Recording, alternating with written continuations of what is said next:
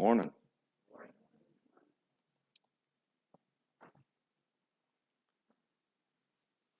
Before I begin, I have to make an announcement. I actually have this memory of my mentor, Olin, talking for like 10 minutes before he started preaching. That's just the way I remember it. Maybe it wasn't that long, but I remember him talking, and then you'd finally get to the sermon. I'm starting to do that now. I don't know.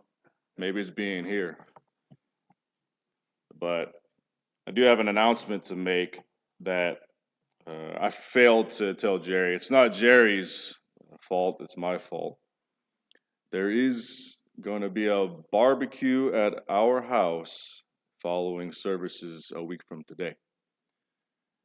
And I'm barbecuing the burgers, so don't let that scare you away.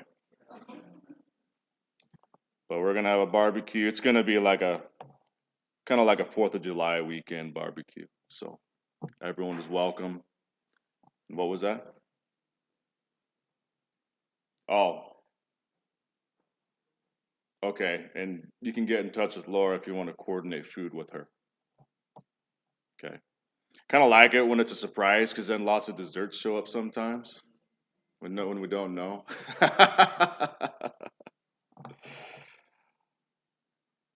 All right, I'm going to invite you to open up your Bibles to Philippians chapter 3.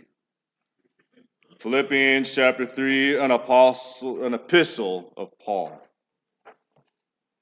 Philippians chapter 3. We'll read from there in just a moment. But I wanted to share with you a thought that was recorded in our song preceding the Lord's Supper today. Our brother Jerry picked the song Lead Me to Calvary, and I'm just going to read for you a line from the 4th verse of the song. It says, "May I be willing, Lord, to bear daily my cross for thee, even thy cup of grief to share. Thou hast borne all for me." This idea that's presented in this song here, and that's what we do when we partake of the Lord's Supper and we sing. One of the benefits that we get from that is spending a moment thinking about what Jesus must have gone through in order for us to have eternal salvation. The Apostle Paul actually communicates the same sentiment in Philippians chapter 3. And read with me, beginning in verse 8 of this chapter, where Paul writes these words.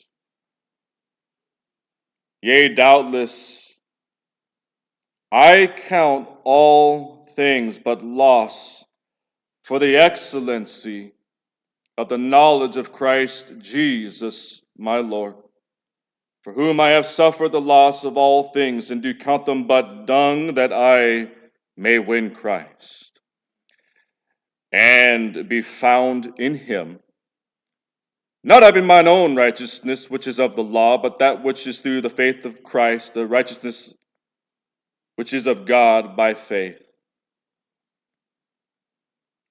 that I may know him." Just pause right there just for a second. The things Paul says leading up to this moment: I count all things but loss. I count them all but dung. I'm willing to give up all these things. I'm willing to go through things. And then he says in verse 10, that I may know him. Just to get to know Jesus. That idea, that thought right there. I just want to know him. I want to get to know him. That's connection. All us humans want that. We want to get to know somebody. Aristotle actually made this statement one time. All humans by nature desire to know. And isn't that the truth? There's a car accident on the road. Who doesn't look? You all be looking. Even if you don't want to see, even if it's a scene that's hard to see, hard to look at, you still want to know. You're still curious. That's why news is garbage, because it's all bad news these days. Bunch of bad news. But we all want to know. Well, Paul says, I just want to know Jesus. Continuing in verse 10, it says, and the power of his resurrection and the fellowship of his sufferings, being made conformable unto his death. So I would think about that now. I had you for a second there when you're thinking with me, yeah, that's a good point that Paul wants to know Jesus. I want to get to know him too. Who wouldn't want to get to know Jesus? The power of the universe. Just to ask him questions like, yo, Jesus, what was it like when you created life? I mean, come on, just say, share some details with me over here, just get to know him. Jesus, what's it like to be you? It's to be able to have that kind of personal connection with him. And we're all like, yeah, I want to be there. I want to be at the feet of the Son of God. I want to be able to hear him speak. But then Paul continues writing and he says, the power of his resurrection, I want to know that. And I also want the fellowship of his sufferings. And it changes a little bit when he goes there. It shifts the energy a little bit because now it's like, well, hold on. I don't know if I want that. I don't know if I want to sign up for that. There's going to be plenty of people who preach the gospel of, just kind of believe a little bit, intellectually think about Jesus. And you say, but right here in this same epistle, it says, you guys know this whole faith only thing, it is in the Bible. You know that, right? Believe only. You guys know that's in the Bible? Go back to chapter 1.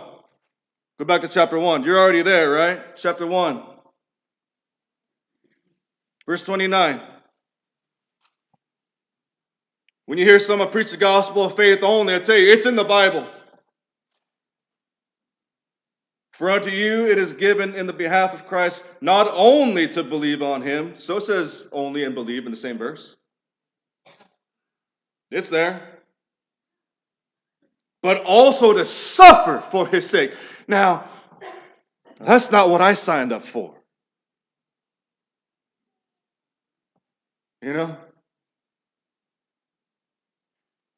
But there's a shift in your being, in your energy, in who you are when you try to get to know Paul and what he is communicating here when he says, I want to know him so bad that I want to know what his suffering was like. You ever had a real good Lord's Supper? One of those real good ones. When you broke the bread, and then you could feel your joints get out of socket a little bit. Because what do you think? How do you think his shoulders felt while he was hanging there? And your joints just kind of like this ache in your shoulder. What is it like? Have you had a real good one lately? Were you able to get into a vicarious state of mind so powerful and have the Spirit so richly within you that you could taste the blood? Feel it running down your forehead.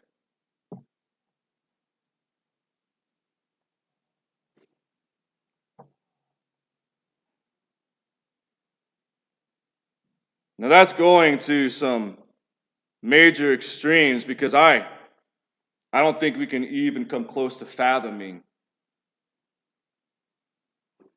what Jesus went through.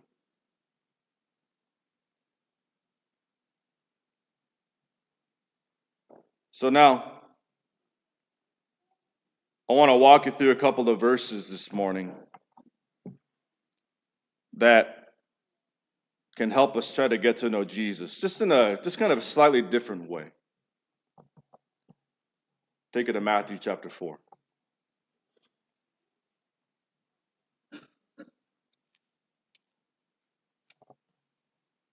Matthew chapter 4.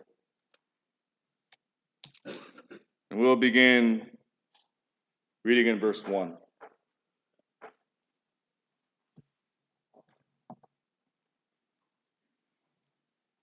Matthew writes, in Matthew chapter 4 and verse 1,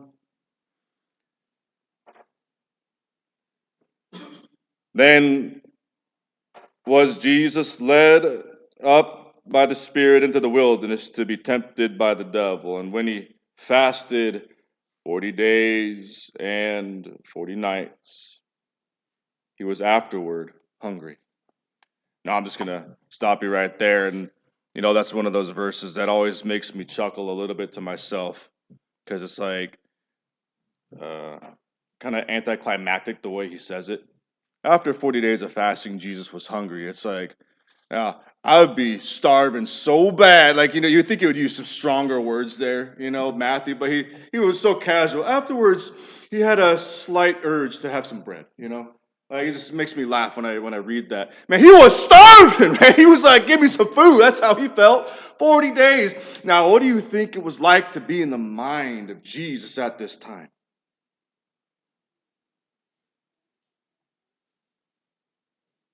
First off, how did he do it? How did he do it? He was in the wilderness, which means it wasn't a couch. He was in the wilderness, which means there wasn't climate control. He was in the wilderness. There was no food. And not only was he in the wilderness with these conditions, he had Satan breathing down his neck, coming after him. And what I can think of as one of the most vulnerable states somebody can be in. But I want to know what was in his mind during this time, what his thoughts were. They would have been so rich because he was able to find the ability, the capacity, the satisfaction to stay in this way, regardless of the fact that he had reached the point to almost death, because to go 40 days without food is pretty close to death. I don't think a lot of people can make it that far without dying.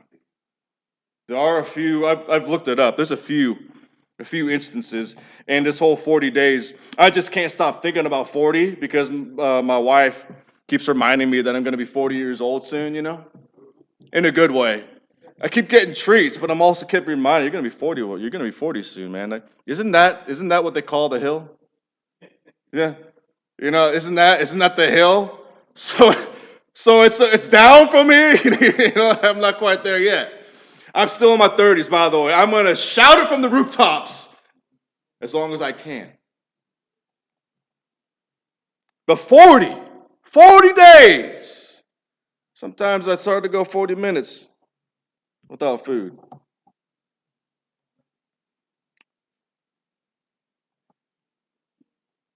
I want to know. I want to know what his prayer was like.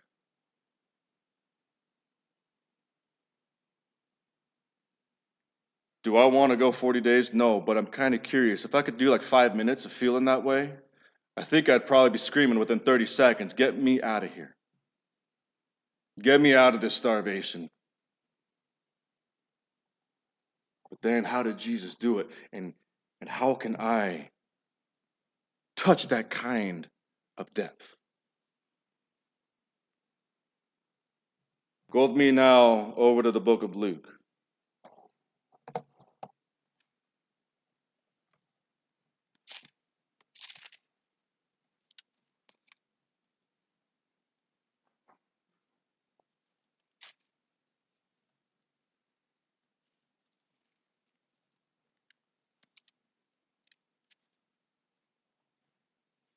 Luke chapter 6.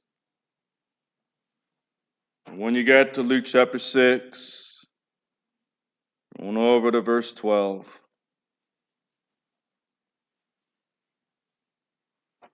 Jesus is still pretty early on in his ministry, and Jesus would do this. He would just kind of whisk away. He would kind of go out the back door when people didn't realize what was going on. He did it several times. When he fed the 5,000 in John chapter 6, he kind of walks across the sea, just to kind of get a little bit of privacy, and he did that kind of thing. And this time he goes up into a mountain.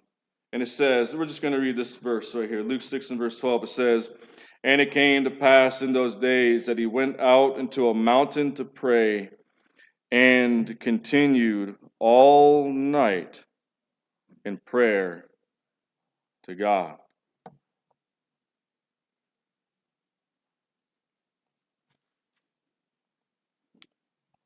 I have a specific reason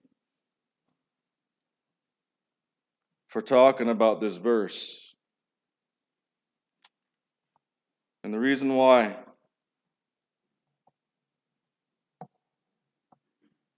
is because I've tried this. Because I wanted to know what it was like. You know what happened? I woke up about 7 a.m. and said, "Oh man," because I couldn't do it. I did not have the capacity to do it. But Jesus did.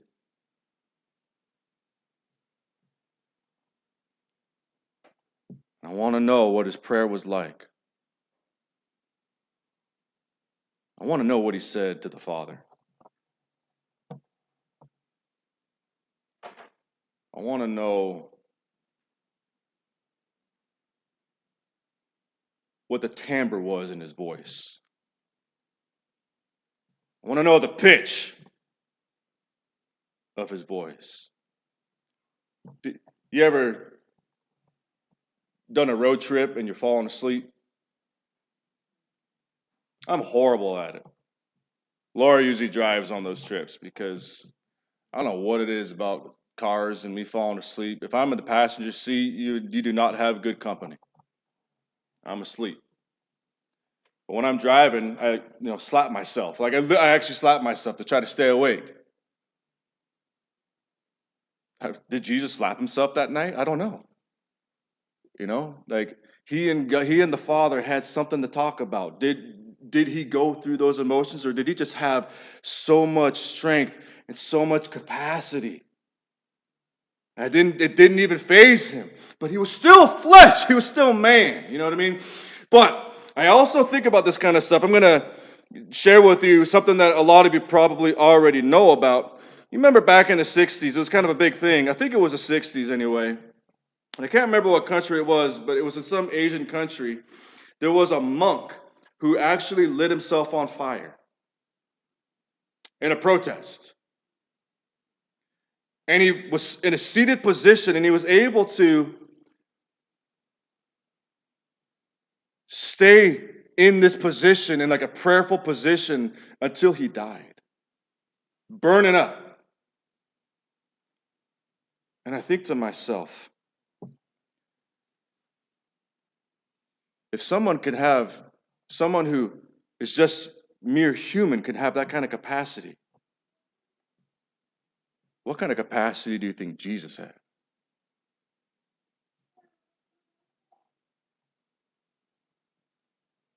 And you know what that does to me? It makes me think about things, because we are able to do amazing things with our mind, especially when we are in the presence of God. We can convert things, we can change things. You can take sorrow, you can take pain. You can cope in a healthy spiritual way. I help people with this. It's one of the things that I do. I'll never forget some of the best responses I get from people when I try to help people with losing a loved one. Because Everybody in this room has lost a loved one. You know how much it hurts. You know how much pain there is involved with that. But you can take it and you can turn it into something good. That's one of the things that's so beautiful about being in the presence of God. He makes all things beautiful in his time, according to Solomon. All things work together for good, according to Romans 8:28, for those that love God and are called according to his purpose.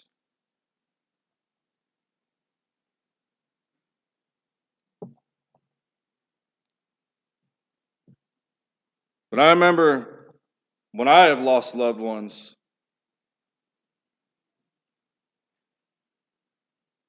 what I tell people is I say, it's an honor to suffer because I love them so much.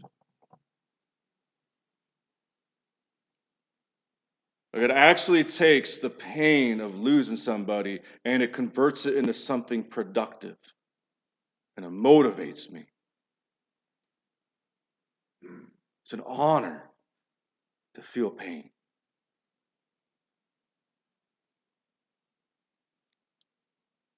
Now, how good do you think Jesus was at that? I think he was pretty good.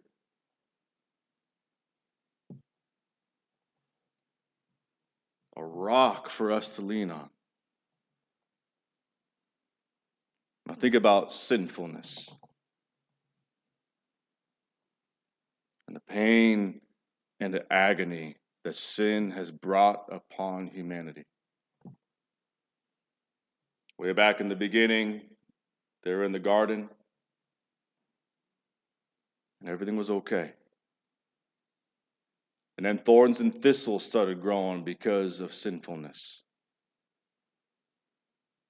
Adam and Eve had to deal with the pain of losing their son, but they couldn't deal with it as in, oh, our son died by accident. They also had to deal with the fact that we get to lose both of our sons because Cain's the one who killed him. And it's been pain and agony and sorrow ever since. And here comes along the Son of God. And he says, I'll take all of that. And I'll bear my cross so that you don't have to deal with it anymore.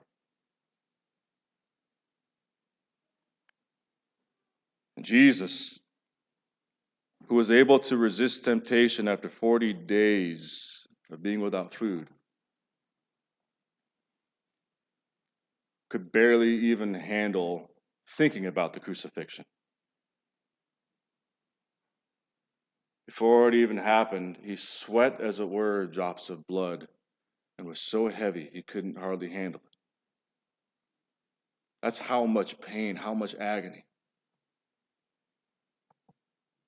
We started today with a text where Paul's talking about just taking like a little bit of fellowship of his suffering.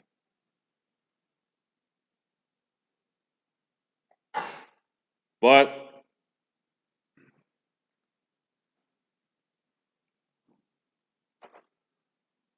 I want to share with you what I think is a type of a solution or strategy that we can use and have in order to get to know the Son of God even better. You know what I'm really talking about?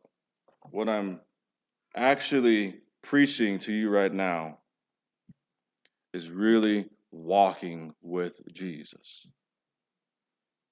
Like being with him all the time. Because I have this funny feeling that we walk away from him all the time. I have this funny feeling that just like Peter, when the storm started billowing up, he took his eyes off of Jesus. He starts sinking in the water. When he was walking on water just a second ago, how often do you find yourself treading water in life when you were actually made to walk on water? You take your eyes off of Jesus, suddenly you're not in the right place anymore.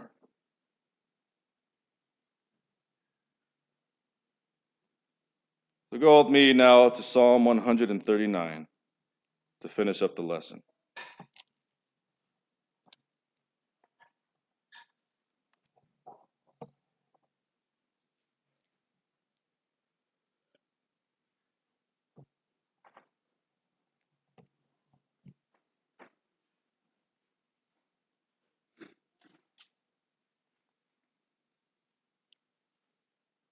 Psalm 139.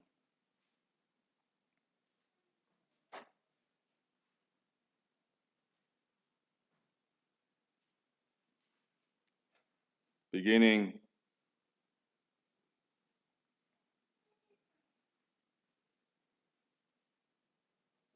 in verse 5. Psalm 139 and verse 5.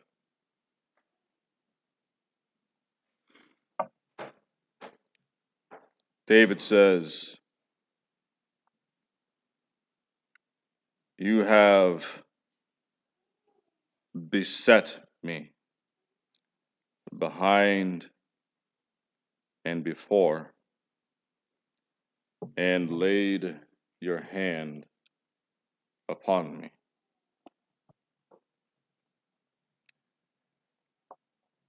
I want to spend a little bit of time on that idea and just give you this mental model to take with you today. Because the whole point right now is to just give you another way, another text, another spiritual saying that you can take with you to be mindful of. David speaks and writes of a realization, I think. David, I do believe, is one of those people who, just like the rest of us, just like the rest of us flesh, forgot sometimes just how present God is. But Brother Rich, when he read this for us, talked about the title that's in his Bible, and it's the omnipresence of God. And what it really is a very real understanding and intentional remembering that God is everywhere and he is always with you. And that's a good and a bad thing because he's also watching you when you're doing evil too. Proverbs 15 and verse 3 says, "The eyes of the Lord are in every place, beholding the evil and the good." So verse 5, he says, "You have beset me behind and before." God is watching me in front of me. He's behind me. He's laid his hand on me. He's everywhere. He was back there and he's up there.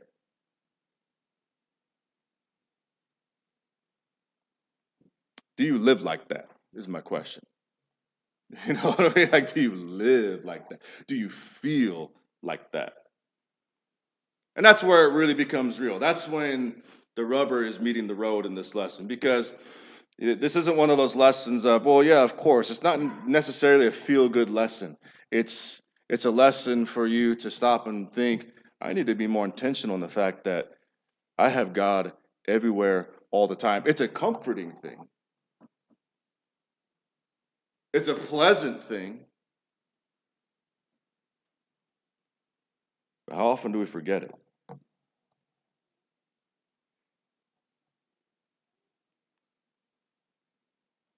David admits in verse 6, "Such knowledge is too wonderful for me.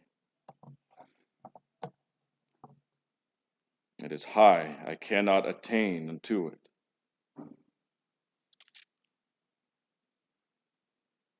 Where shall I go from your spirit? Where shall I flee from your presence? If I ascend up into heaven, you are there. If I make my bed in hell, behold, you are there. If I take the wings of the morning and dwell in the uttermost parts of the sea, even there shall your hand lead me, and your right hand shall hold me.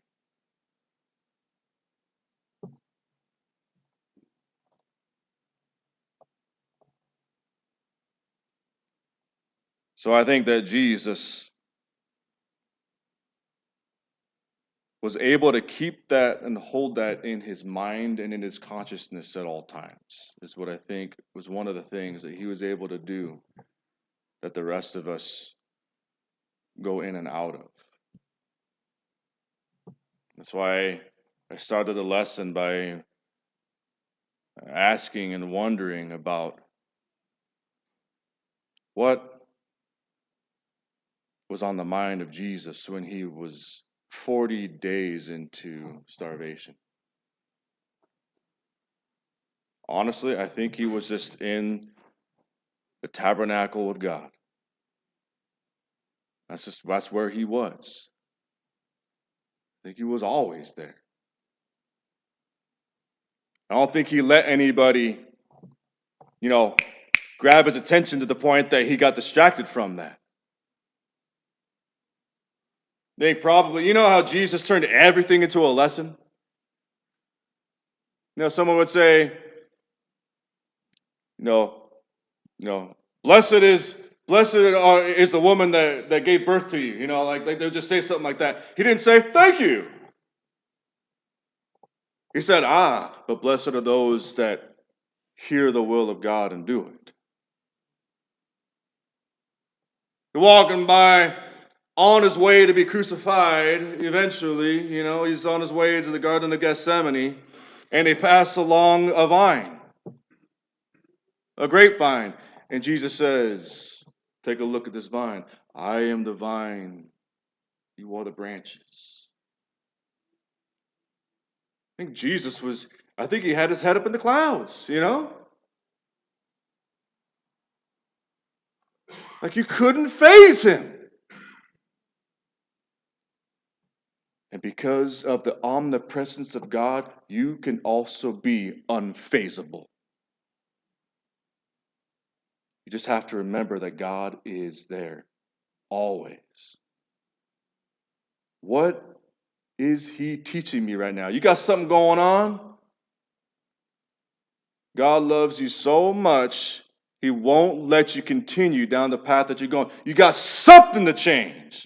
You got something to learn. Jesus had nothing to learn, but we always have something to learn. Of course you're going to go through stuff. And sometimes you go through stuff just so you can help somebody else get through stuff down the road. You never know. But God is everywhere, always watching and looking for opportunity to teach and comfort you all at the same time. So no wonder David wrote this kind of stuff. Because how much do we go to David for our learning? Butchering a giant? Having his friends betray him?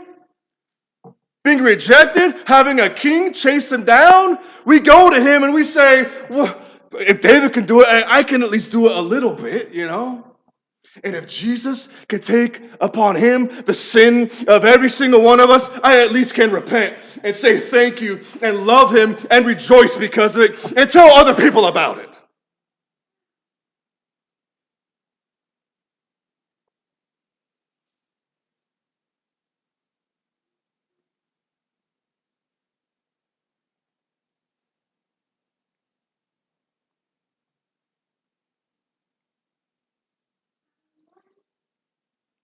So I'll tell you this. Yea, and I will tell you again. Don't forget God. Don't forget him now while we stand and sing.